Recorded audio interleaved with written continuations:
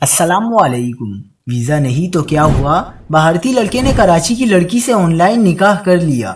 دونوں کی شادی کیسے ہوئی؟ ویڈیوز وائرل ہو گئیں۔ کیا آپ حالات حاضرہ سے آگاہی حاصل کرنا چاہتے ہیں؟ خبر کے پیچھے چھپے اصل حقائق جاننا چاہتے ہیں تو ابھی سبسکرائب کیجئے جلمل پاکستان کو اور ساتھ ہی گھنٹی کے نشان پر کلک کر دیں۔ آپ کو بتاتے چلیں کہ بھارتی میڈیا پر ایک بار پھر ایک نئی شادی کے چرچے ہیں، لیکن یہ عام شادی نہیں۔ اس میں نہ تو کوئی پاکستان سے بھارت گیا اور نہ ہندوستان سے کوئی پاکستان آیا۔ اس میں لڑکا اور لڑکی کا آن لائن نکاح کیا گیا۔ ریاست راجستھان کے شہر جودھ پور کے ایک نوجوان نے کراچی کی لڑکی سے نکاح کیا، جسے دونوں ممالک کے قاضیوں کی موجودگی میں انجام دیا گیا۔